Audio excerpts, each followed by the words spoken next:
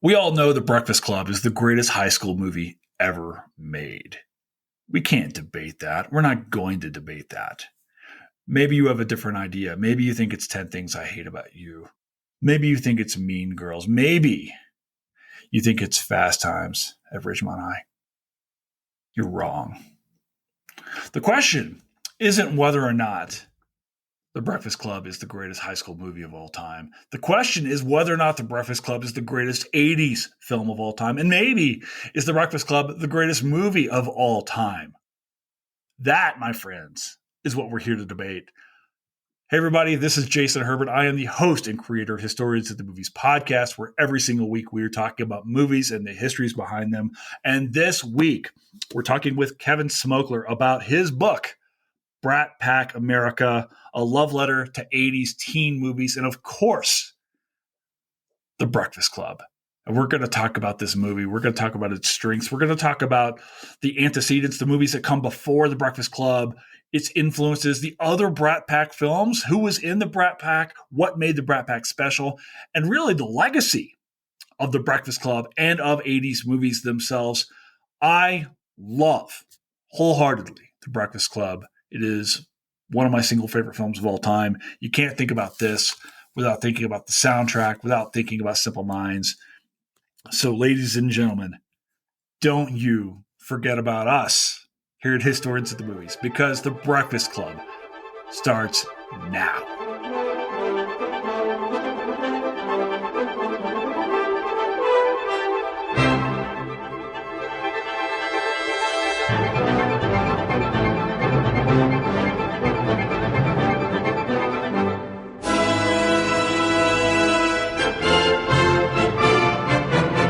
Kevin, I'm so excited that you're here, man. Dude, this is going to be fun talking about this movie. I love The Breakfast Club. It is, I think, for people of a certain age, is that what we are? Is Gen X? Are we of a certain age now? Is that what we are? Yeah, I mean, Breakfast Club to me feels like a movie for people our age. I was born in 1973. I was a bit too young and to see it in the theater, and I was too cowardly to sneak into a rated R movie. I was too much of a wuss in the 7th grade to do that. But I was the one who saw it on home video and then rented it 3 dozen times after that. But yeah, it hasn't been remade. There hasn't been a TV series about it. There hasn't been there hasn't been sort of a millennial or Gen Z rediscovery of Simple Minds. I mean, maybe there has in Scotland or something, but I don't think Simple Minds ever went away in Scotland. So I think it feels affixed to our period of time, despite many courageous attempts to bring it into the present, like takeoffs on Bob's Burgers or the Goldbergs or even Dawson's Creek, a few decades ago. So, but yeah, I think it feels to me like, I wouldn't say New Coke, but maybe I don't know, the the first Super Mario Brothers, maybe. You know what? I feel like it is, because I'm right behind you. I was born in 1977, and I'm just like you, right? So for me, this was almost like the modeling of what high school was supposed to be when I was 10, 11, 12 years. So this film comes out in 85, so I'm 8 at that point in time. And there's this interesting thing with Gen X films, right? There is the films that come out in the 80s, and then there are films that come out in the 90s, and they're both Gen X, but they've got a different flavor to them as you kind of round the bend generationally, I think. Mm-hmm. And this was always an aspirational film for me, because this is what high school is like. I remember I would go to my grandparents' house, and my aunt PJ she graduated in 89. So, this would have been her kind of, and I remember I would watch this on, was it WGN? Was it in Chicago? This was on? Sure. The network that Bogo and the Cubs were on and stuff. Oh yeah. Right. I mean, absolutely. So this was what I imagined high school was going to be like when I was a kid. And the weird thing is that, I'm much older now. I'm 47. There's the weirdest thing, Kevin, because I still look at these people who are teenagers or early 20s, whatever they were when they're filming this in 84, 85. And I still somehow see them as older than me. even on the screen. It's the weirdest projection, I think.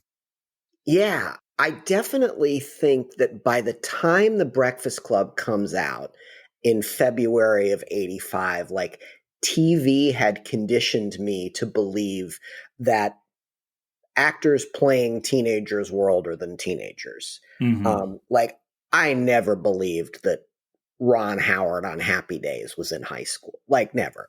He might have been. I don't know. But, like, I never believed that. And I never believed that, like, Michael J. Fox on Family Ties was actually 16 or something like that.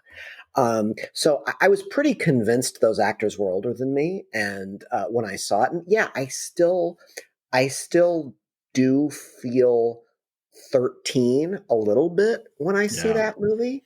Um, and I think the aspirational part of it for me, like you're saying, was I wanted to be like that literate. I wanted to like talk in those great catchphrases, which I obviously couldn't do, and because I'm not John Hughes, and also like I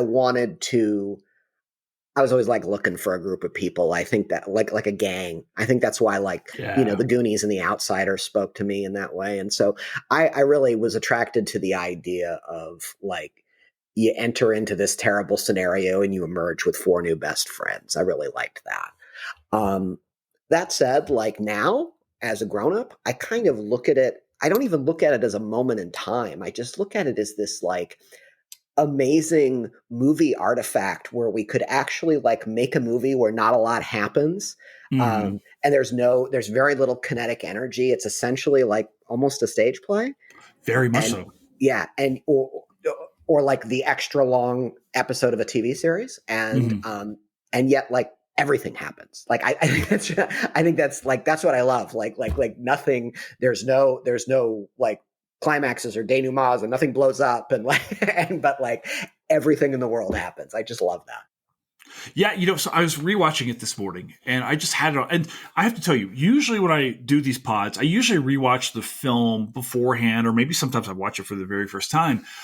This one was one where I was like, okay, I don't even have to rewatch this. I've seen this movie dozens, if not over 100 times. This is for me a film that I know so well, and I still rewatched it this morning. I was like, I'm just going to turn back on, Yeah, And yeah, you're absolutely right? Because most of it's set in just one or two spaces, physically, and yet there are these tremendous ups and downs that I think we can only thank, John Hughes and this cast for acting their tails off for this, the scenes where they're really kind of, three-quarters of the way through when they're really kind of going at each other in this movie. You're like, wait a second, this movie just got dark and heavy.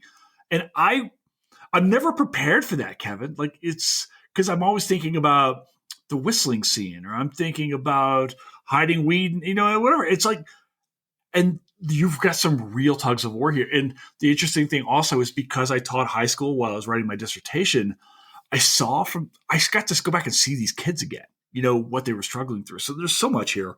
But before we get back into this film, you want to introduce yourself? Because we're already into this pod. But Kevin, do you want to introduce yourself to the audience here?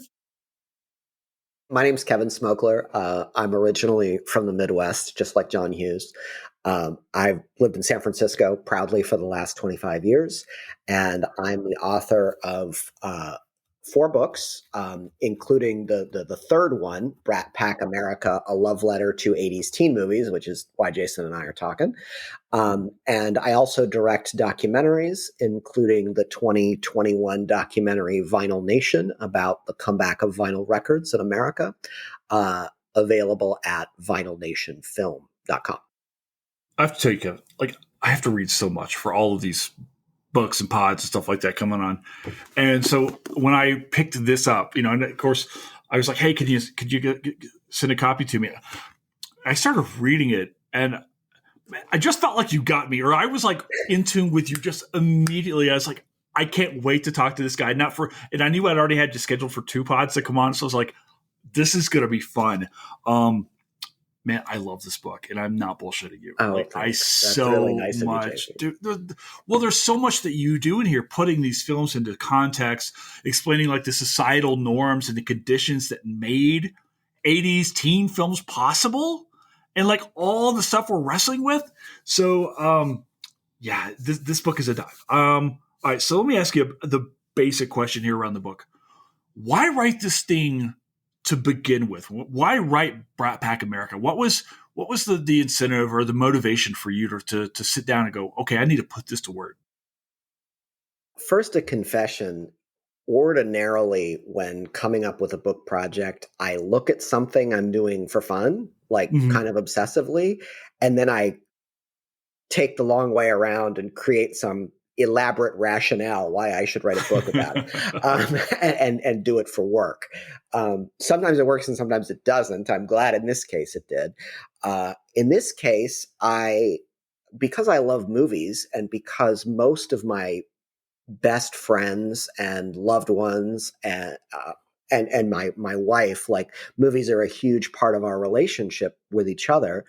One of the sort of, dweeby things we all do together is come up with these categories that are like different than the categories you see on the like strips on the streaming services. So, you'll see feel good comedies or like true crime documentaries, that kind of thing. We like to come up with stuff like like minor striking movies. Like, that's one of my favorite categories, and so you have Mate One and Pride and Harlan County, USA all in one Mm-hmm. category. Like, or like one of my best friends categories is like protagonist, antagonist, chase and pursuit movies. So like The Fugitive and The Package and Face Falling Off. Down. Face Off, really good example. Yeah. So in the course of doing that, I was like 80s teen movies. Um, and is that just a like, inflated way of saying John Hughes movies? Because that's sort of not the point. The point of this Right. little game is not to like give another name to a director's output. Um, and then several of these movie friends and loved ones were like, okay, like if that's a genre, like prove it beyond like, Breakfast Club and Ferris Bueller's Day Off and Pretty in Pink. Mm-hmm. And I started thinking about it and I was like, well, The Karate Kid is probably an 80s teen movie. And so is Back to the Future. And so is Heathers. And so is Goonies. And so are all the S.E. Hinton movies. And then Mm-hmm. if you want to like get dark, so are all of the movies about like how scary it is to be a teen at that time, like The Legend of Billie Jean and River's Edge and Over the Edge and stuff like that. And then if you want to like take into account what was happening musically, you can't avoid the growth of the hip hop movies, which were all about teenagers. So Absolutely. you start with Wild Style and you sort of march up all the way through House Party, and pretty soon you have like a genre that's like way bigger than it seems, if just like when you hear the little name. Um, and so I thought that was really cool, but I'm like, okay, okay, what's it going to be like? It's going to be a book that's like a big bunch of lists, and that's going to be 11 pages long. That's a political pamphlet. That's not a book. And so I started thinking like, all right, well, what do I have to say about that? And there's been some good books written about this thing already. And so I don't know how it happened, but I started rewatching these movies. And finally I was like, you know what? Tough Like, research, man. oh, it was just, oh yeah, it was Awful. like research that isn't really research, like research that doesn't feel like research, best kind. And so I just started realizing that so much of these movies is about like the American landscape and what it meant to physically occupy space in America at this time, because it was sort of the last time in history that our relationship with things like movies was about going someplace. And our relationship with most of, our pursuits as young people were about going someplace rather than staying put. So I was like, well, what does America look like? And I started making some vague notes about that, watching all these movies. And then one night, like, I was 3 iced coffees to the wind, and I was like, Brat Pack America. I wrote it down on like a legal pad. And then I just dropped the legal pad. I was probably 57 minutes into, I don't know, text, or That Was Then, This Is Now, or I don't know, My Science Project, the Manhattan, whatever. And then just like marched off to bed because it was way too late to be screwing around with this stuff. Um, and then I came back and I'm like, I think that's the book. I think the book is like, what did America look like as seen in these movies, and like what did it like, and that was just a way of talking about why these movies were important, rather than doing the sort of what had been done before, which is, John Hughes begets Kevin Smith, and Richard Linklater begets, et Right. cetera, begets Greta Gerwig, et cetera, et cetera. Yeah. All right. So here's the danger of this discussion today, because I feel like if you and I start going into 80s films, this discussion, my friend, will not go 2 hours. It might go 20 hours. At I think least. certainly for our generation, and this is an important, I think, maybe marker for maybe our generation and maybe the millennials as well, which was, I think that the theater still played a really vital role in our upbringing. It was a social space in which we inhabited. You talk a lot about the importance of malls in the book as well, right? And I don't know. I talked to my 17-year-old kid, and he's just not interested in going to the movies with friends. It's just not a thing that he does. They do other stuff.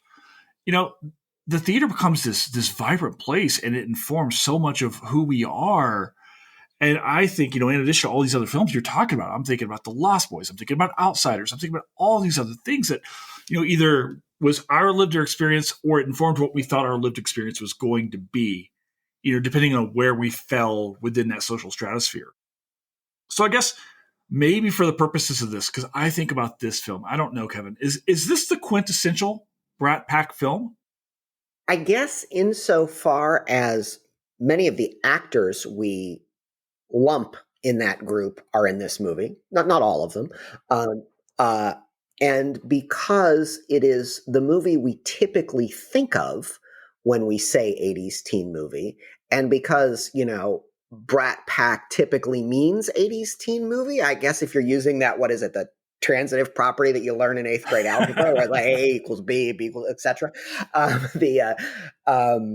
Yeah, then sure. I also like, I use the term in as the title of the book, Brat Pack America, to just say like, this is a book about 80s teen movies. And it was a big genre and a diverse genre, and it wasn't just, movies that happened to have 1 to 3 of the following actors in them. I think this is like, I think Breakfast Club is like finest in the field of this genre, but it's not the only one in the field. That's a really good way of putting this. And of course, our desire to rank things, and as I kind of prepped you for this, is like, we're going to end up ranking stuff. We have to. We can't not. But let's talk maybe, I guess, in the terms of this film itself, about Brat Pack specifically, and maybe who these folks were and who they weren't, and so forth. Because there are a lot of people floating around the 80s who either we do consider Brat Pack, maybe Brat Pack adjacent, and then there are some who were stars of the 80s who simply, I'm thinking Michael J. Fox, not, Cruise. No, I mean, so let me ask this. Who's the Brat Pack? For people coming in, for our millennial and Gen Z audiences, let's speak down to everybody, Kevin. That'll be a great thing. But who's a Brat Pack? When you go through here, in top of your head, who is a Brat Pack and why? So for the younger folk listening to this, the very short version of the story is as follows. In June of '85, David Blum, a New York Magazine writer, wrote a cover story about a group of young actors who are in Washington, D.C., filming a movie called St. Elmo's Fire, which ironically is a fun movie, but is about Love the that movie. loneliness of being post-college. So it's not a teen movie. Like, it's very much a movie about being in your early 20s. And called the article, mostly to be funny and a little bit mean, The Brat Pack, a riff on the Rat Pack of, Frank Sinatra and Sammy Davis Jr. and their buddies who hung out in the 1960s, a term that would be recycled 2 decades later to describe the group of comedic actors that sort of hung around in Judd Apatow's orbit, and they were referred to as the Frat Pack. So that was Owen Wilson and Vince Vaughn and Seth Rogen and people like that. It just means a generational group of actors who all seem to know each other and appear alongside each other in different projects. It is by nature vague and inaccurate because it assumes that like everybody lives like in a treehouse together, and for the actors that were lumped into this category, not only the cast of The Breakfast Club, but Matthew Broderick is sometimes considered in this category. Rob Lowe, certainly. Mm-hmm. Sometimes, the actors there was a big bunch of these actors in sort of the ensemble-y cast movies like The Outsiders. And so sometimes they throw Patrick Swayze and C. Thomas Howell and people like that into this group. Who's in and who's out sort of never makes much sense to because it assumes that all of the actors got together and passed out like starter jackets with BRAT Pack written on the back, and like that never happened. Like, and they're of wildly different ages, and some of them knew each other and some of them didn't, and some of them hung out together and some of them did not. So. But I would say like you're going to be pretty safe if somebody, I don't know, mugs you and asks you that question and says, name the BRAT Pack or give me your wallet. Like, if you say like the cast of The Breakfast Club, the cast of Ferris Bueller's Day Off, and the cast of Pretty in Pink, you'll be just fine. Yeah, I feel like there's that certainly. And St. Elmo's Fire almost feels like Breakfast Club 10 years removed. Mm-hmm. It's like we take a different group of people, and I should say St. Elmo's Fire is one of my favorite films. It's a bit of a downer at times. These guys are. It's a huge downer. Yeah, these people are really wrestling with things in that particular film. But I keep thinking, Judd Nelson has to be, you've has to be maybe the guy. And I was looking at, I posted earlier today of the that I was going to be doing this pod, and I used the exact GIF of the image that's on the cover of the book, which is of him at the very end of the film. I wonder, Kevin, though, like we didn't have social media in 1985, and I'm kind of wondering if that maybe allowed us to kind of have this imagination, this imaginary relationship with these people, because we didn't know all the ins and outs. We got the sense of a few of them were dating. If you saw About Last Night, you find out that, oh, wait, Rob Lowe and Demi Moore had a thing earlier. And I think Emilio Estevez and Demi Moore were dating. And there was all of these relationships, but we didn't know them as intimately, I think, as we know, maybe unfortunately, some of the social media stars of our time. Yeah, I mean, disclosing what you were up to was not the coin of the realm for celebrities. It was cocaine. Yeah, or it was like showing up in like right. Tiger Beat or something, and someone asking Rob Lowe like what color pajamas you wore, some sort of harmless question like that. So Rob Lowe could say purple, and you would like think, oh my, and you would of course picture Rob Lowe shirtless in a pair of purple pajama bottoms, like. Mm-hmm. But it was all stuff that like famous people could answer like relatively painlessly and not have you asking too many questions about what they were up to. The weird thing about the whole notion of the BRAT Pack is like the article coining the term comes out in the summer of 1985. I think St. Elmo's Fire comes out in the fall or winter of that year. By the following year, it's gone. Like it doesn't exist anymore. Like the big movies of the following year are movies like Top Gun, which are definitely movies for teens, but the characters are 100% adults. Like we're talking about like a movie about naval aviators, like and Cold War politics and stuff like that. So it's a bit like I don't know, Woodstock, maybe, where you're sort of seeing the apogee of something, but you're seeing it like right before it's gone. It's like the peak and the end of something.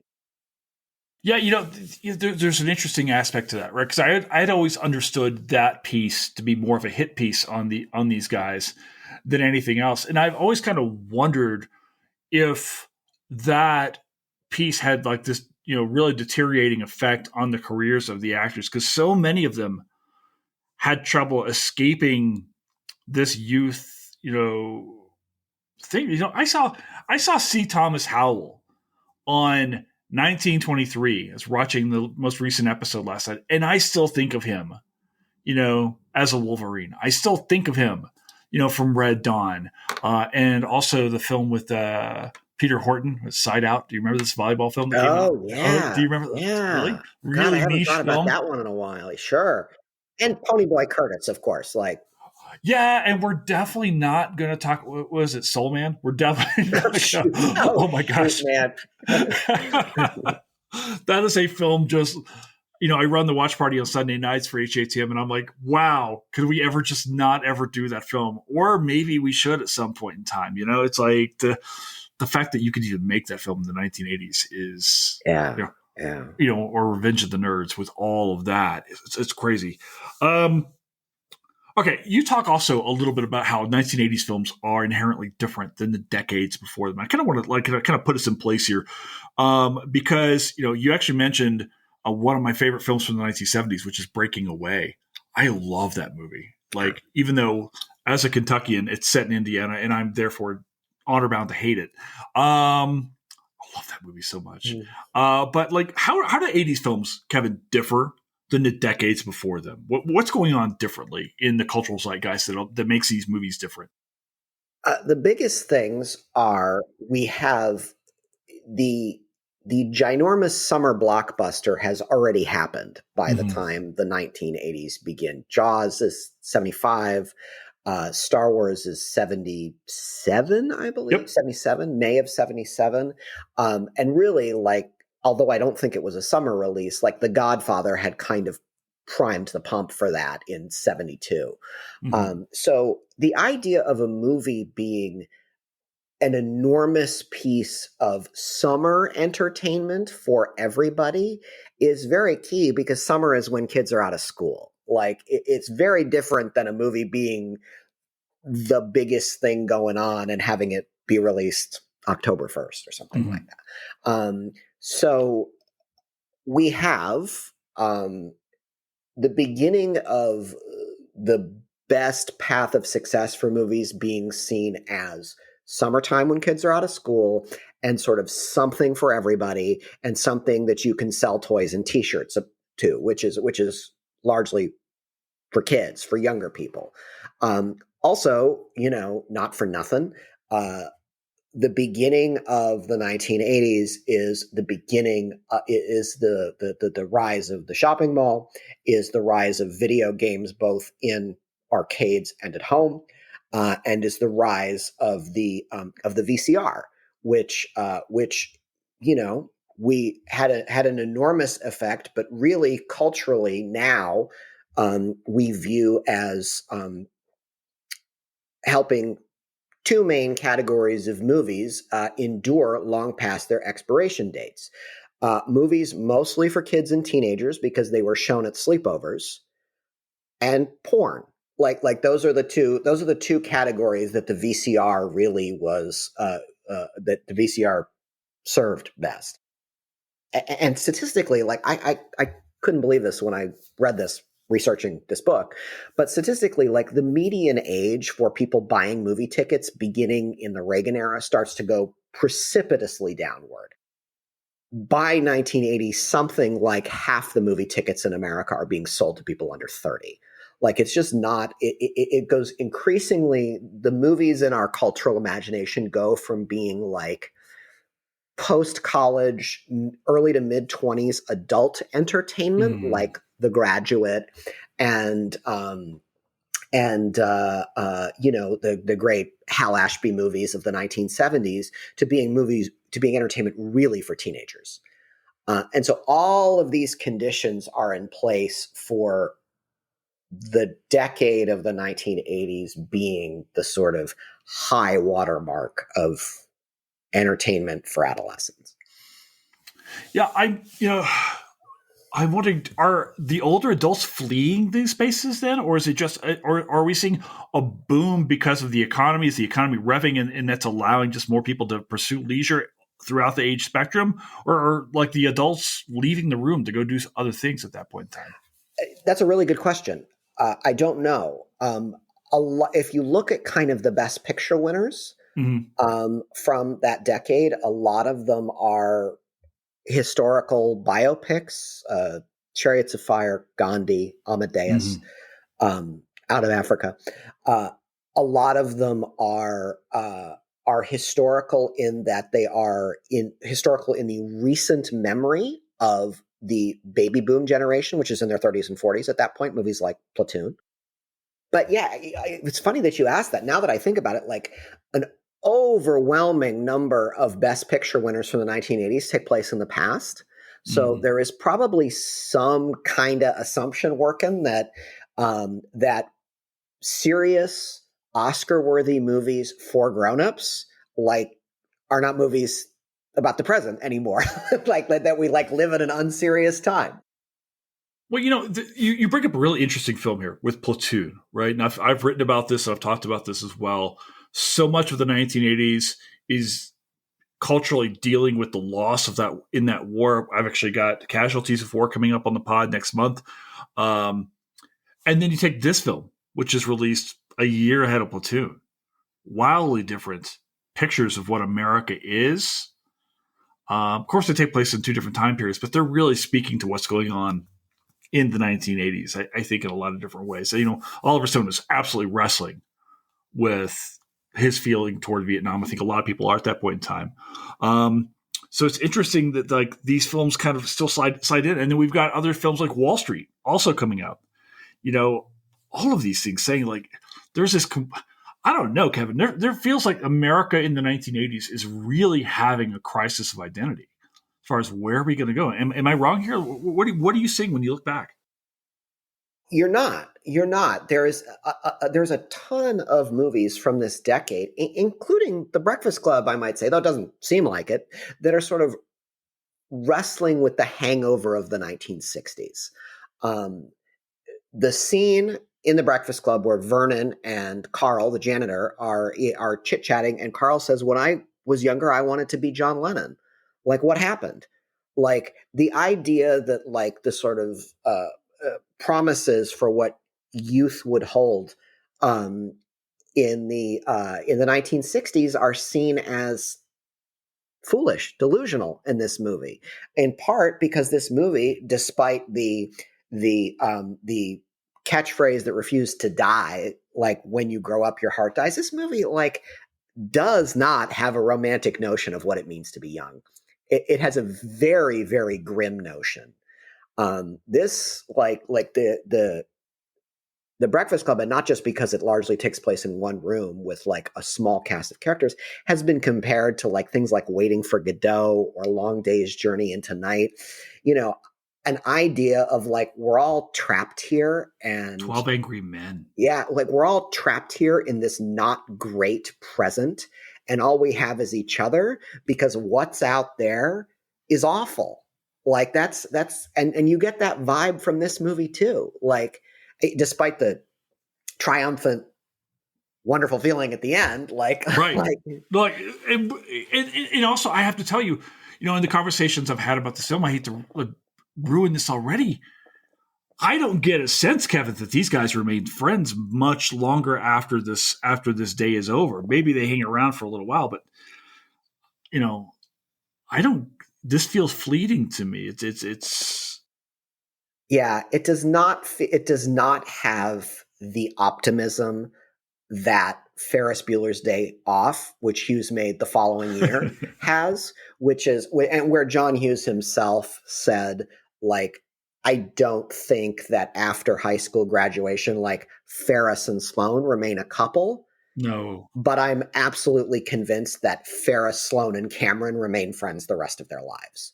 Yeah. Oh, that's a good point. Yeah. And you don't get that feeling at all from this movie. You get the feeling that like when all of these characters grow up, what they are going to talk about is this moment that probably changed the trajectory of their own lives, but not the relationships that they formed. Just the sense that they saw themselves as something more than they thought they were. Well, let me ask you the very simple question here, Kevin, because high school has remained to be an important part of. I think it's weird, man. I still, in my 47 now, I still, in so many ways, still see myself as this awkward high school kid, even though I look, sound, think nothing like that guy. It remains like this pivotal moment in the human experience, and it's reflected throughout the sum of films. There's no shortage of high school based films going all the way back 50s, so forth. But let me ask you the very simple question: is this the single greatest high school movie ever made? I mean, it's a contender. I don't know if there's a single greatest high school movie ever made, because we ask something of high school movies that we don't ask of action movies or romance or comedy or something like that. We ask them to represent a moment in history. We ask them to represent the ethos of a generation. And so it's difficult because even though they're both about teenagers, like The Breakfast Club is doing something, has different aims, completely different aims than American Graffiti, which has completely different aims than Boys in the Hood, which has completely different aims than, Mean Girls. These are wildly different movies, despite sort of starring demographically the same age of actor. I think what John Hughes thought a movie about 5 high school kids doing nothing for 8 hours. What the dramatic possibilities he saw in that, which doesn't seem to have any, is incredible. And I think the audacity that went into making that movie is a big part of why it's so great. And just how convincingly, like, the movie was filmed over the course of a month, and you don't doubt for a moment that it's a single day. It's definitely in the Hall of Fame, no question. But it has many classmates in the Hall of Fame. All right, you brought up Hughes. We need to talk about John Hughes and how John Hughes kind of arrives at the Breakfast Club, and like because you said this earlier. You can't talk about 80s teen films, and frankly 80s films at all, without talking about John Hughes. So can we talk about who John Hughes was and like kind of like his influence and like why he's shaping these teen films in Shermer, Illinois? Yeah. I mean, it's remarkable. We've got Dogma coming up too. Yeah, because as far as directors go, it's a relatively short career. Mm-hmm. It's sort of 84 to 91. And of the 8 movies he directed, only 3 of them are about teenagers. Or 4, excuse me. 16 Candles, Breakfast Club, Ferris Bueller's Day Off, Weird Science. Yep. And so half are about teenagers. And yet he did something that few directors, filmmakers had done before, or done as had reached for the heights that he reached for, which were how do you tell a story about teenagers where the teenagers are the main characters and it's largely told from their point of view, where it does not feel like an adult made a movie observing teenagers.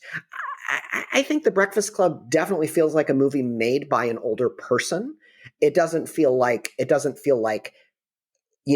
Larry Clark's Kids, which was directed by a grown adult but written by someone who was 19.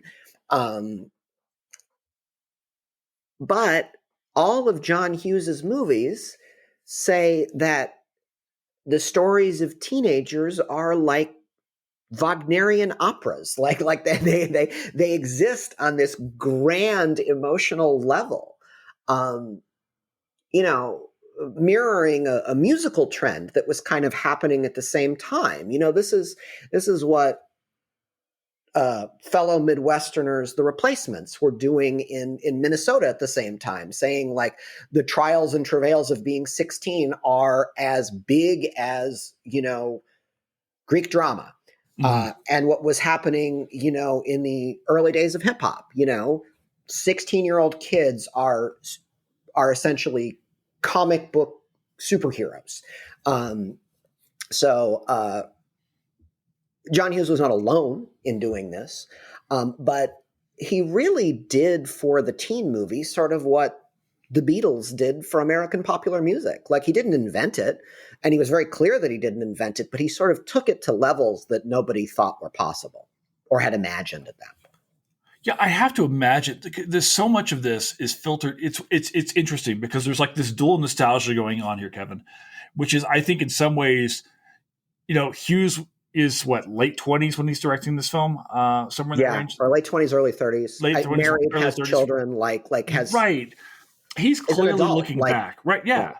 And I think, like a lot of us, kind of mourning the loss of that sense of innocence, right? You get older, your heart dies, and then we, as adults who were children when this film comes out, go back. I can't help but nostalgia. I'm watching the film, Kevin, and I was watching Ferris Bueller afterwards, right? And when Rooney goes into the pizza parlor to find Ferris, and I'm looking at the prices of pizza on the wall and stuff like, and I'm looking at I was on a date recently. So what I go to a vintage arcade, not unlike the places that we see. It's like, these are the places that speak to me. Do you know the stories behind like how this film comes to be made? Like was there a big push in Hollywood? It's like, hey, we need more teen movies. Like, was this the Marvel of its age? What was going on here? I don't think so. Like, I think that, I mean, maybe, I don't know, but what we need is more angst, Kevin. Right. Like most successful directors, like John Hughes had like a studio executive who believed in him and kind of kept things on the smooth tracks for him. Mm-hmm. And in his case, it was a guy named Ned Tannen who was at Paramount at the time. Ned Tannen was essentially John Hughes' attack dog. I don't think he was considered a very nice man. He is the reason that Biff Tannen is named Biff Tannen. Okay. But he believed in John Hughes, and he essentially said to the man, if you can bring in what you do at a reasonable price, and not cause a lot of trouble, you can do it. So it is remarkable that John Hughes was not an unknown when he made The Breakfast Club. He had already written and directed 16 Candles the year before. He had written the screenplays for both National Lampoon's Vacation and Mr. Mom. He wasn't a rookie. And he had a fair amount of trouble with the studio, Paramount Pictures, responsible for The Breakfast Club. He had a screenplay that was 2 hours long. He was over budget. And in the end, I don't know if this was Ned Tannen or someone else, but they essentially threatened to take the movie away from him if he did not come out to LA and sort of cut it down to a reasonable length. They thought he was, being in Chicago, he was too far away from the prying eyes of adults. And so John Hughes, who had school-aged children at the time, had to move his family to Los Angeles, which he hated, never wanted to do. And so he was very sad at the end he found this out in the waning days of the shoot for The Breakfast Club, and he was very sad. And, tragically, everybody who is associated with this movie talks about what a special thing filming this movie was. And by the end, John Hughes could not shake the idea that he was going to have to go to these extraordinarily disruptive and traumatic lengths to keep his movie from falling into the wrong hands. And so on the day they shot the very last scene, John Hughes, who was never great at goodbyes and maintaining human relations in the first place, said cut, and without a word got into his car and drove away, and never said goodbye or thank you to anybody. Oh my gosh. Yeah, it's really sad. I mean, it's amazing what we got from all of this, because he clearly, despite those terrible circumstances, he clearly succeeded at delivering the movie that he saw in his head, despite it not being 2 hours. And, lose the battle, win the war. Part of what makes Ferris Bueller's Day Off so special is that the Hughes family was living in Los Angeles at the time.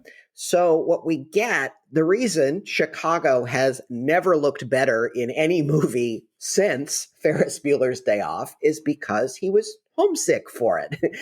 and so that's why Chicago looks so grand and glorious in that movie. I have two thoughts on this. One, I would kill to see the unedited version, or an extended. And I typically not a big extended director's cut version, unless it's Ridley Scott, because Ridley needs 14 hours to tell his story. yeah. And I worry almost, Kevin, that if I saw like the additional scenes that add in this, was there an additional? I want to say, did I hear that there was an additional like love scenes between Bender and Claire, something like that? I can't quite recall what I'd heard, but I'm dying to see that. Also, you're absolutely right. The very first time I go to Chicago in 2017, all I wanted to do was the Ferris Bueller tour, man. I was there for 2 months doing a fellowship, and the only thing everything I understood Chicago to be was through the lens of John Hughes. And I was saying this 2 days ago. It's still my favorite city in the country, probably because he had already primed the pumps for me, or primed it for me, because I was like, I'm ready. I want to take the city into my hands. All right, let me ask you this. What is this movie doing really well? When you look back on it as a piece of cinema, a reflection of its time, a reflection of what it means to be a high schooler, reflection of a 20-something thinking about what it means to be a high schooler, what does The Breakfast Club do so well? Because there's so many high school films that we acknowledge and then kind of forget about. This one has hung around now for 40 years. What's so important? What is this movie doing really well? It is arguable that everybody in this movie is at the best they have ever been in this movie, which is, and those are always like great movies to see. And if you just watch more movies than the average bear, you can tell when everybody is at 10. Ringwald's so good in this. Yeah, everybody is like, and you can tell that, and they've said so, and who knows, maybe they're just saying it in retrospect. I haven't spoken to them, but they all say that like, we knew we were doing something very, very special. So it's always like, it's just an honor to be in the presence of movies like that, because they feel like a gift. The other thing that I think it does so well is for a movie that's like 95 minutes long, it feels like it has just infinite amounts of patience, and it never is boring. Like it really is this masterclass in time and in pacing in cinema. Because if you came to me and said, here, make a movie that takes place entirely in one day over a defined 8-hour period of time, where by definition, nothing happens. That's 95 minutes long. Make it feel like it moves, but also make it feel like at the last 20 minutes, it's just like reveling in how slowly and luxury it is. I would say that's nuclear fission. That doesn't exist. That's an impossibility. Like, I would say someone must have dropped you on your head when you were a child, because it's not possible. And John Hughes makes it seem easy. That's what's so remarkable about that movie and I think about it. I think that is the big takeaway for us here in the presence. The Breakfast Club is about a lot of really important things: youth, commonality, belonging, all that kind of stuff, finding yourself. But in the present, it feels to me like it's really about time, and about how intimacy is built over spending uninterrupted, focused time with people. Do you have a favorite scene in this film? Oh, so many. I think I have favorite lines, because 97 minutes of favorite scenes, man. Yeah, I feel like I feel like each scene has like a platinum hit of a line in it. Like, oh my gosh, yes. I think like, but if I had to say, like, off the top of my head, like, I think my favorite I think the movie really becomes something special at the end. And most of those last scenes of the 5 actors sitting on the library floor were improvised. John Hughes was like, here's where we want to get to the end of this scene. Like, get us there. But I think the dialogue is sharper and more funny and more clearly John Hughes at the beginning. So like I'm very fond of the scene where I think it's when Bender falls through the ceiling and no, it's when the door closes and he says, "Why is that door closed?" And then he said, I'm probably mixing up 2 scenes here, but can you describe the ruckus, sir? Like, Nice. There's a prison mentality where they're like, these guys at first don't really like each other, but they are going to hold the line against Vernon, right? Yeah. Who is clearly the opposite here. And there's this forging effect that happens as a result of all of this, right? And if you look at the cinematography, the movie is filmed in these very cold industrial tones at the beginning, and the orange of the lockers looks like the color of like prison coveralls. And then as time goes on, it gets warmer and warmer, and they really take advantage of the fact that the movie is now in the afternoon instead of the early morning. You start to see the sunlight coming in through the windows. And then at the end, it's like, even though it's 5 p.m, it's like this glorious beginning of a new day. Kevin, I wonder if we've stumbled onto the idea here that The Breakfast Club is low-key one of the great prison films ever made. Fair enough. Like are they not detained? I like it better than Stalag 17. Like, okay. There was for me. There's a couple moments. It's weird because it always changes. I think my first memory of the film is of them doing the whistle from Bridge on the River Kwai, right? For whatever, like they start to get in tune here together. You start to see and the thing I dig about this is that this film it's not a straight shot of like camaraderie. They don't all rise together and it's continually, we're all going to be best friends. There's an uneasiness and they kind of come together. And then there was this moment towards the end where you think everything's going to break apart and they really go at each other. The scene between Bender and Claire where he's really laying into her ruthlessly. Yeah. And she's having to defend herself. It's brutal. And then there's one other thing here, which is that Bender, and I think Judd Nelson's brilliant in this film, because we're introduced to him as this brute, and he is a terrified little kid at the end. The scene between him and Vernon, where Vernon's like challenging him to fight, and you realize Bender's he's an abused child. Yeah, that's what he is. He has the biggest arc of anybody, of any of the characters in this movie, and has to do the most. And I think Judd Nelson really rises to the occasion in a way that like most of the actors don't have to or aren't called on. Most of the actors are largely called on to be sort of members of an ensemble rather than a star, the way Judd Nelson is. No, but there's this great thing. I think that you've got all these kids. You got 5 kids, but they all have their own arc in this film. And they're trying to do their arcs in the middle of every, Emilio Estevez going the whole "you have to be number one," and all I can see when I look at it is Martin Sheen. That's all every time Emilio Estevez opens his mouth, all I hear is his father.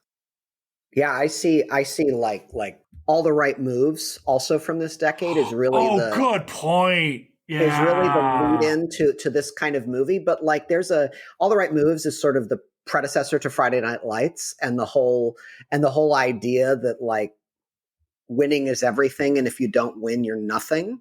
I think that's what I hear in that.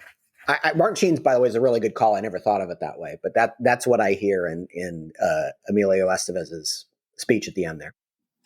Yeah, I think this all carries us all the way through over the top when what you win through performance is custody of your own child. Right. So, right. Can we make this film without Simple Minds?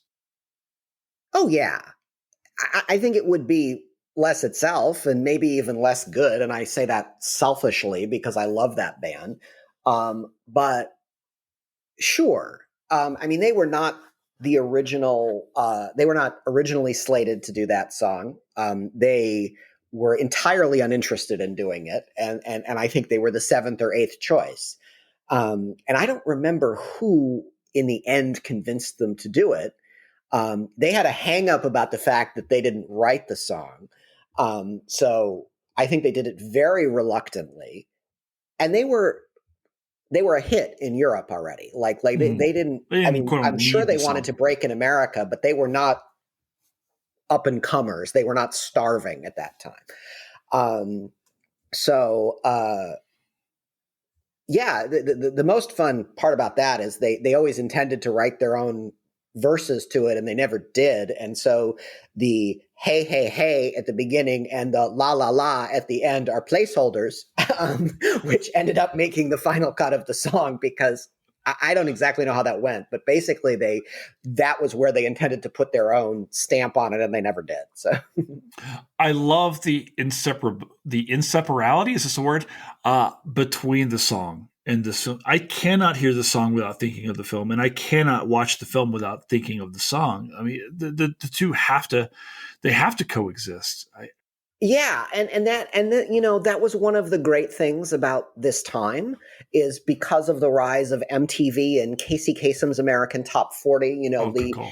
The primacy of the movie soundtrack gives us these songs that, despite Don't You Forget About Me is not a good example of this, but songs that had a life, even songs that had a life before the movie they were in.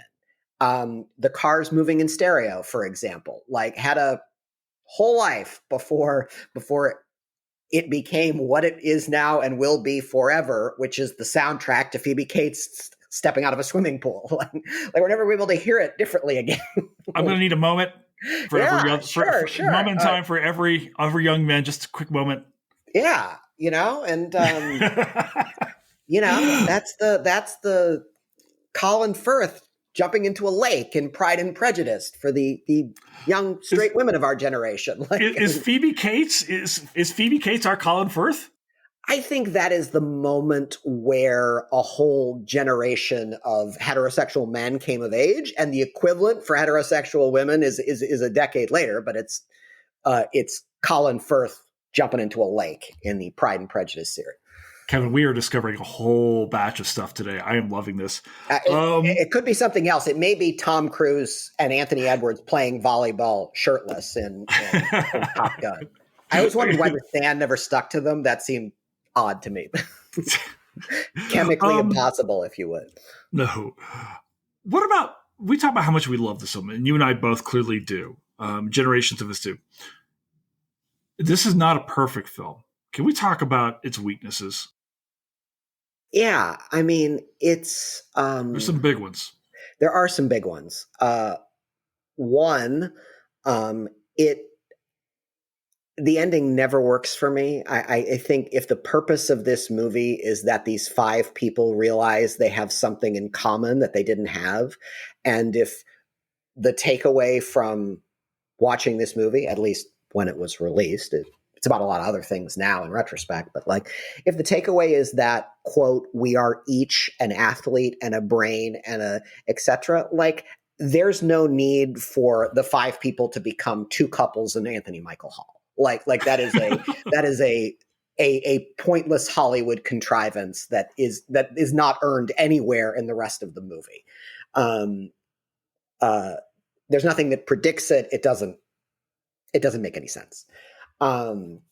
This sort of, I don't care for the casual sexism of it.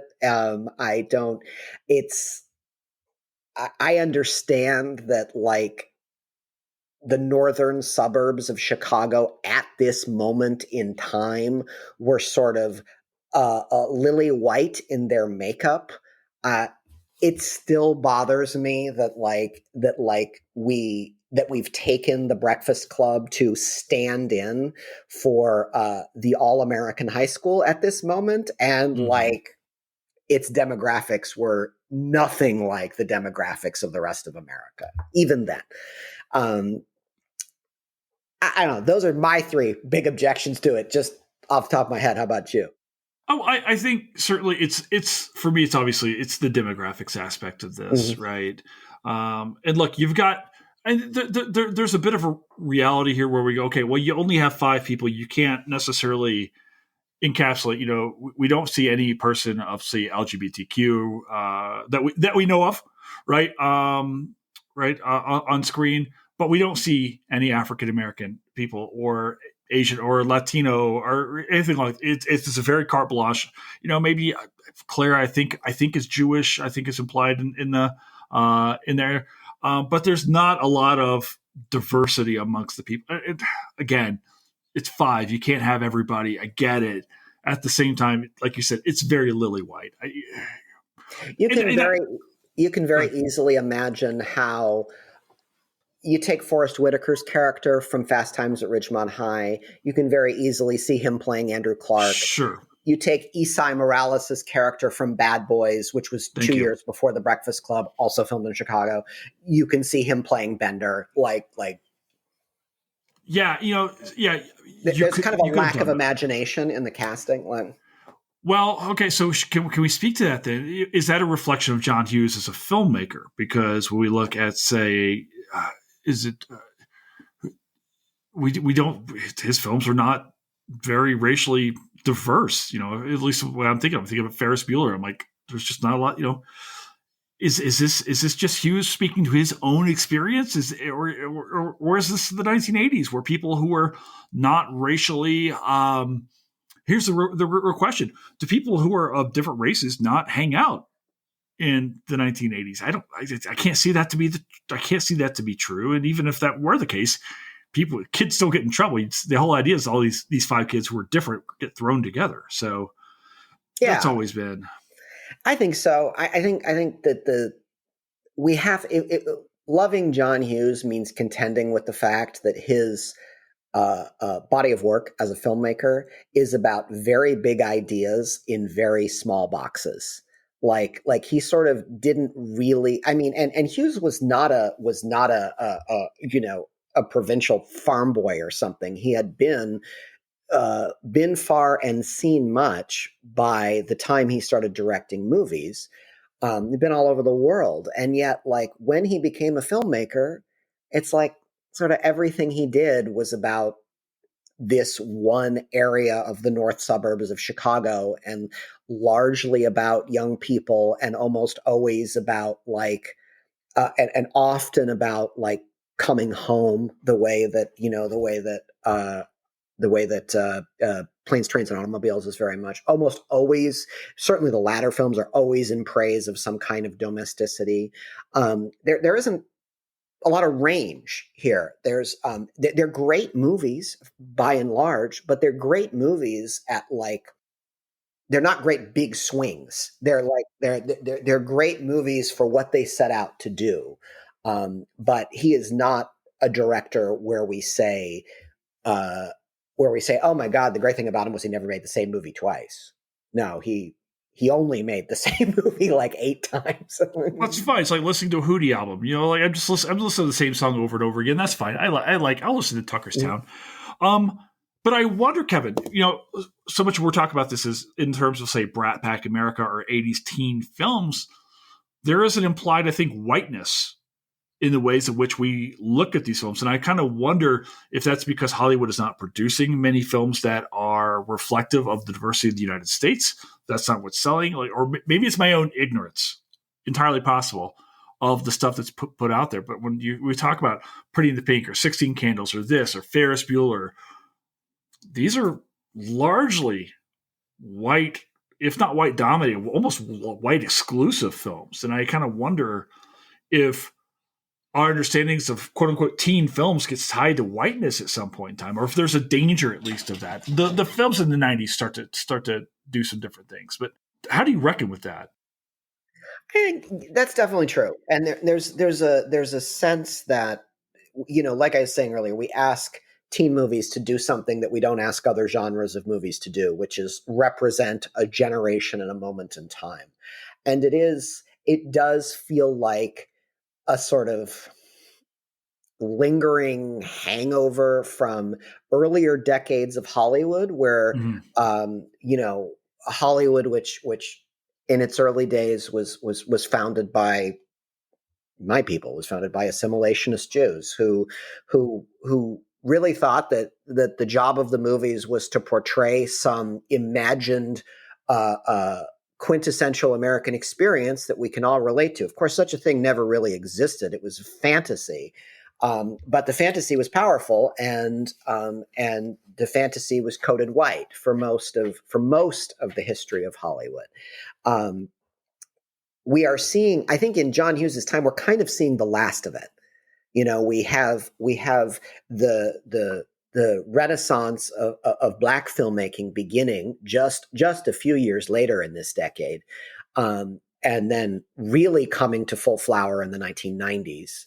And then we have also the renaissance of gay cinema that happens at the time. We have and then we have by the early 2000s new generations of directors, and I think now, were you to show a high school movie about a group of teenagers that was set really anywhere in America, even in small town rural America, if the entire cast was white, you'd find it ridiculous. Like it would seem odd. So I think, yeah, it is. It's perhaps unfair to John Hughes that he comes at the tail end of something, and of course, we could have asked him to do better.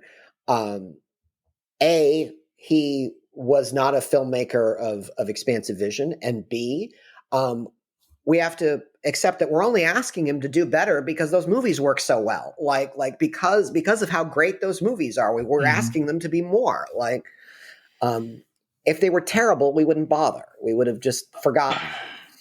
I hate to go back to it, but Revenge of the Nerds is quite diverse in its casting, and that's a movie that I'm just like, oh, wow, do I not want to talk about that because that movie makes me feel really, really weird on the inside. I don't even want to go back to watch that one.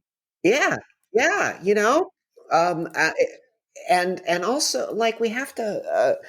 I try very hard to remember that the real gift of John Hughes is not just his output, which is relatively small, but what his output kind of cleared the way for. I know you cannot directly say without John Hughes, there's no Lady Bird. Greta Gerwig would probably say that, but without John Hughes, there's no Booksmart. Olivia Wilde would definitely say that, has said that. But to me, John Hughes very much demonstrated the possibilities, which have proven to be limitless, of those kind of teen movies. And so I do give him credit for the fact that we can have movies like Booksmart and Dope and Lars and the Real Girl and Mean Girls and all of these like great teen movies that come 3 decades after The Breakfast Club and are clearly the nieces and nephews and younger siblings of The Breakfast Club. Yeah, that was definitely where I wanted to go into with you next, Kevin. You already started that segue, and that's maybe Hughes' greatest strength, aside from these films, is that he opened these other doors where people could kind of build on the work, right? I think in a lot of ways, we've been doing the watch party here on Historic Movies every Sunday night for 6.5 years now. We've covered hundreds of films at this point. We just did Mad Max Fury Road last night. People are like, I want a women's history month film. I'm like, I got it. Get ready. 10 Things I Hate About You was certainly amongst those films. And when we were watching that, People of the Next Generation, that to me, that seems to be, for the millennials, the high school film in a lot of ways. And I enjoy that film. Me too. But can we talk about how Breakfast Club makes these films possible? You just talk about Greta Gerwig and all these other amazing filmmakers, and like, what's the direct line? What's the genealogy behind Breakfast Club? I mean, what do we have coming after this? You said we've got Mean Girls. Mm-hmm. 10 Things, I guess. Quite a bit later. Mean Girls is 15 years after Breakfast Club. Yeah, but who's watching? Tina Fey's making Mean Girls, right? Mm-hmm. She's target demographic for Breakfast Club when this film comes out, correct? Yeah, definitely. Breakfast Club is the mid-'80s. Hughes is done directing by 91. You have you have the boom in black cinema, a number of which are about young people and teens. You have Boys in the Hood, which is 89 or 90. You have Menace to Society, which is 92 or 93. You have Friday. You have Friday, which is 95, which I think is a bit later, which I think is 98 or 99. But you definitely have a period in the early 1990s where the shift in youth movies switches to the St. Elmo's Fire story, switches to the post-college story. And so that's early 20s. That's Reality Bites. That's Singles. That's even Dazed and Confused, which is about the last day of high school, but is very much about high school being in the past and the future being what's coming. And then it's really Clueless in the summer of 1995 that brings back the teen movie. And then following Clueless, you have what sort of mainstream magazine journalists referred to as the youthquake, where you have on television, you have Buffy the Vampire Slayer and Dawson's Creek and the WB, an entire channel, CW network kind of thing. Right. And then before too long, like you have the and all the movies those actors made, of course. Before too long, you have a generation of actors and filmmakers who either grew up watching John Hughes movies, like Kevin Smith, or were too young and were too young to have seen those movies. And so, but by that time, they were film canon. They were the kind of things you saw if you were an aspiring actor, the same way you saw Preston Sturges or Coppola or Hal Ashby or any of those people. It waxes and wanes, definitely. But what John Hughes hath wrought is the expansive definition of what a teen movie is. So you get movies like, like Sing Street or something, which is essentially The Commitments, but about high school students instead of people in their early 20s. And it's a magnificent teen movie. Takes place in the 1980s, filmed in like 2015, but clearly the DNA is John Hughes and The Commitments, which is based on teenagers of the same era as John Hughes. I want to ask you, we're in the middle of March Madness. We're trying to find out, number one, the best basketball team. It's my attempt to segue this into a ranking system here, Kevin. I see your Kentucky jersey there. Like I'm a little surprised it took this long for this to come up. Let me ask you this: BRAT Pack films, your 5 favorites or the 5 best. What do you got? Oh, so hard. Hard. Listen, you don't get out of here easy, pal. Oh, I know. I'm gonna have to cheat and look at a list here. So, all right. I mean, tell me what you got and why. All right, this is gonna be sloppy. Do it. That's how we like it over here. I really have a soft spot for kind of the dark teen movies of this time because I think they demonstrated that the genre wasn't just John Hughes, better than anything else. Okay, great. So I love Repo Man. I love River's Edge and Over the Edge. I particularly love that Over the Edge was Kurt Cobain's favorite movie. I think that's just a scream. And I love Legend of Billie Jean because one of my favorite categories of movies is folk hero movies. So I think that's, for a movie that 3 people saw, I think it holds up remarkably well. Definitely a great movie about celebrity worship and cultish behavior, and very, very relevant now. I love the S.E. Hinton books as a child, so I love almost all of the S.E. Hinton movies. They're frankly not very good, but I love seeing those books on screen.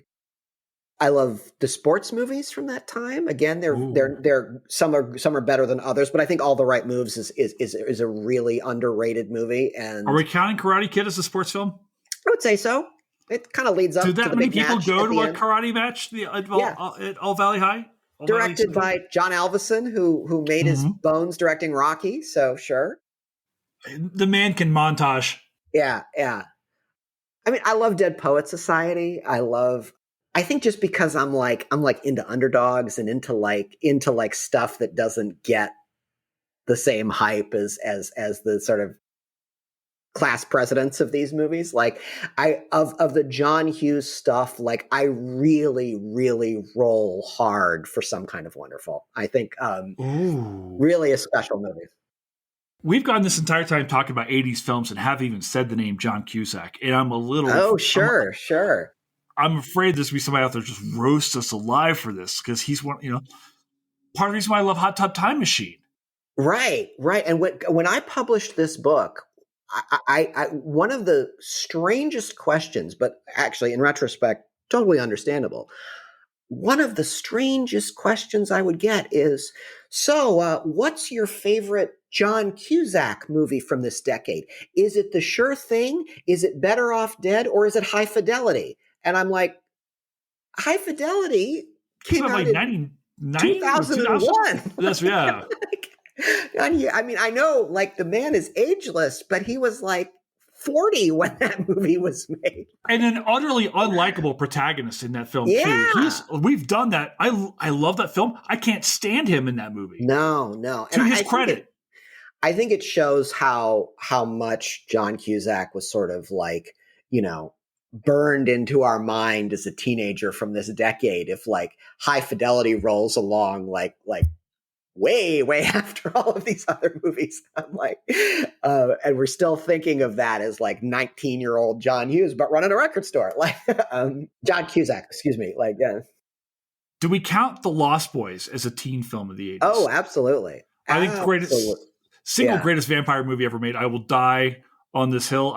It's Schumacher directed that, right? Yeah, yeah. I mean, it's just got all the amazing things that Schumacher could do in a film, the way he would sell sex and pop culture and beautiful people in ways that he just bumbled in Batman. But God, Joel Schumacher. He's just so perfect as a director in that. Jason Patric, I thought was going to be the thing coming out of that film. It's got a bit of a trashy quality to it, but it's I will say this, it is one of the single best uses of location in film history. Like the Santa Cruz Beach Boardwalk is really the casting coup of that movie. Like, love it. It has never looked so good or been so perfect in any movie. Like, and the Santa Cruz Beach Boardwalk does movies every Friday night in the summertime. Get out. Yeah, I'm serious. And the first movie every year when the summertime series begins is always The Lost Boys. As it should be. You can see The Lost Boys sitting in the sand right there at the boardwalk. I had Ed Zwick on the pod recently. Amazing. He was amazing. And he was such a great guy. I just love him to death, right? I went back and watched About Last Night before he came on. And I was trying to watch all of his films. I didn't have the time, right? Because he's on 1 billion. I had never seen About Last Night before we did that. And I was shocked at how good Demi Moore is in that movie. I'm happy to see this Demi Moore renaissance. And we talked a little bit about it. And he actually lit up when we were talking. He's like, yeah, she's having a moment. It's weird because he's known these people since they were all kids, right? He was a kid too when they were making that film. So that film at St. Elmo, man, there's something about St. Elmo's Fire. That movie just captures this. I don't know what's going to happen next, but there's also this angsty disappointment. Like Judd Nelson's like, you're going to work with the Republicans? Yeah. I mean, they're both, it's a genre that would become more visible in the 90s, in the decade to follow, the sort of post-college aimlessness.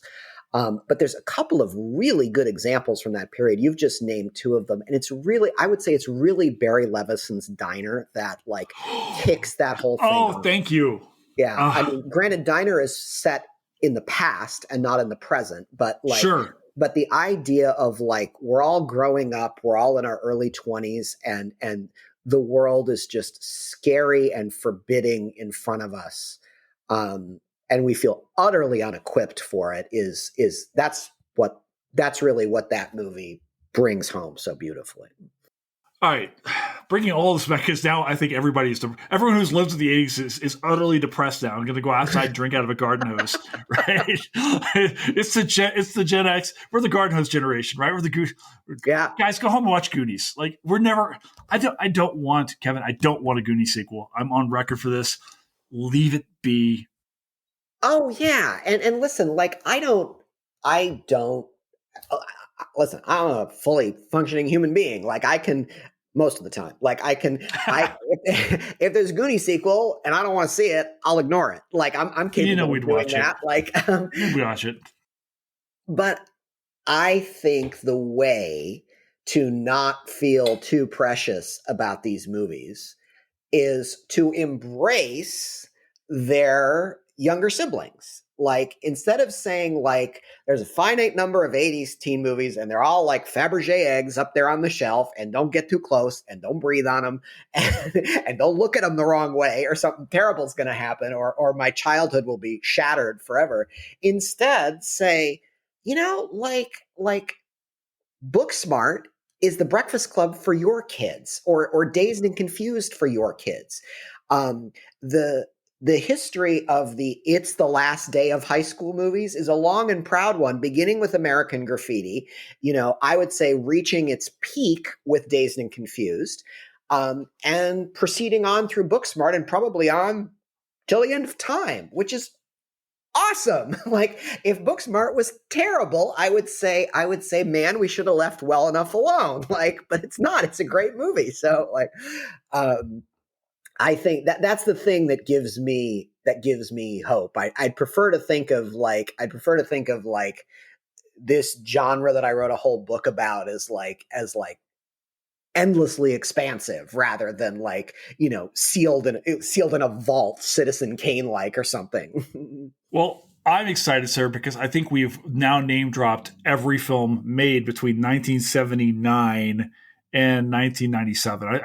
I'm feeling good about where the algorithms are going to take us with this particular pod. Let me ask you this, as we kind of come here to a close. I'm wondering, Kevin, this is historians of the movies. The big question is always, is The Breakfast Club a history movie? It is a movie about a very particular point in youth in America.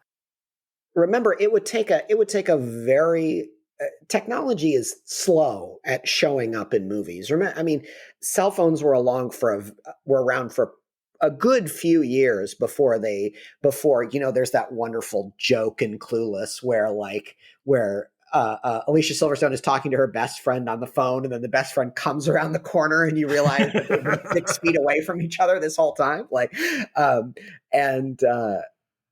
Technology is very slow coming to movies for the most part. Right. But The Breakfast Club is this incredible moment, and really kind of the waning days of it, where you could be stuck with someone for a long period of time, and there was literally no way to distract yourself, to pretend that you weren't there, you were stuck in all of the uncomfortable closeness of that situation. That is a historical document. We actually have to create that in order for anything like that to happen. Never mind, that was the situation throughout most of human history. If you take away the sort of obvious stuff like that, the sort of on the surface things like that, it feels more timeless than timely to me, because it feels of a very classical, almost theater tradition, where it's like, okay, there's one set and there's this group of characters, and what you're watching is them bounce off each other. That goes back a very long way in human history. That goes back to the Greeks. I think it's of a type that is archetypal. rather than specific to, the midpoint of the Reagan era.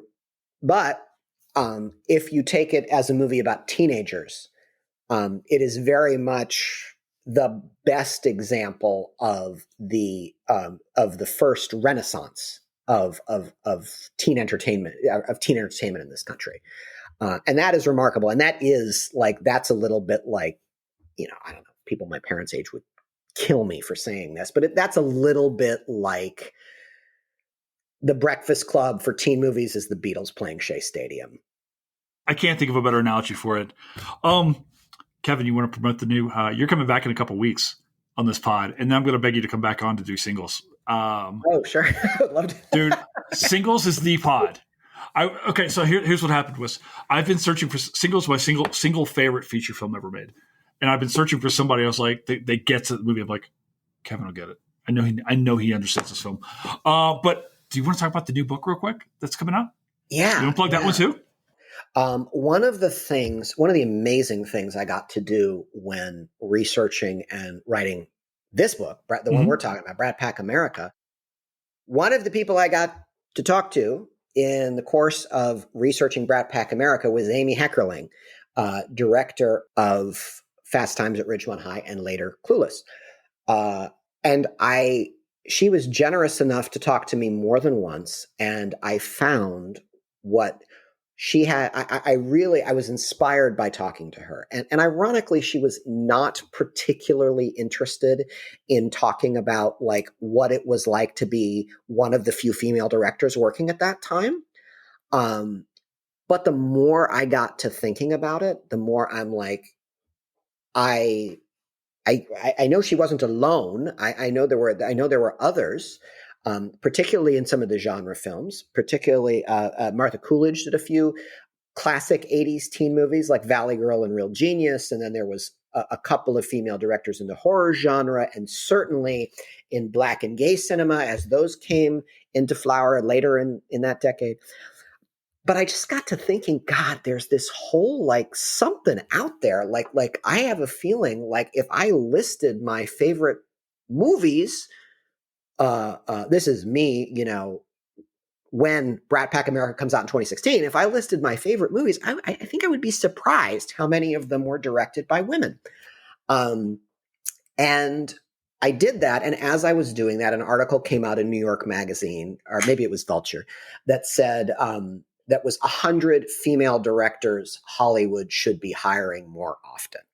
And I looked it up, and I was like, and I was just totally taken aback. I was like, oh my God, like this person directed one of my favorite movies, and this person, and this person, this person, this person, this person.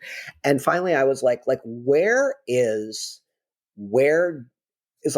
we take the complete body of work of some of these great female directors and give it the same treatment I gave John Hughes for this book? Where do we look at the commonalities and the themes and who they were and why they made these movies and why they cast the actors they did, et cetera, et cetera. And I was like, maybe that's the thing, man. Maybe that's the next thing. And so in May, I have a book coming out called Break the Frame: Conversations with Women Filmmakers, which is 24 interviews spanning the entire career of 24 of your favorite female directors. And I hope after reading it or even looking at it, everybody walks away with a giant list of movies directed by women that they have to see. Yeah, man. Listen, if that conversation goes anything like this one, I'm going to the audience is going to love it, man, because this has been so much fun. I'm excited to get my hands on that book as I was on this one that I have here. I freaking love your work, dude. It's so good. It's really, man, it's so, you're doing such amazing stuff. I really, really just love your incorporation of pop culture and the societies behind them and all this. And I'm so excited about this new book as well. Dude, I'm going to see you in a few weeks. Thanks so much for coming out. Can't wait. Thanks for having me.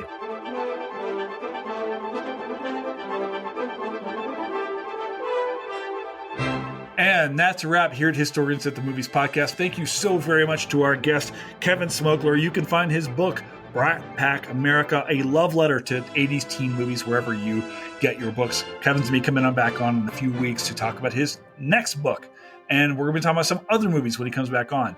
Thank you, of course, to my great classmate, Fletcher Powell, for making this show happen. Fletcher, thank you so much for being here and making this show run. But, of course, thank you to all of you for continuing to come back in to listen and share this pod and the Historians of the Movies community. So thank you guys so much for being here. We've got a whole bunch of pods just waiting to go. Can't wait to see you then. Ciao for now.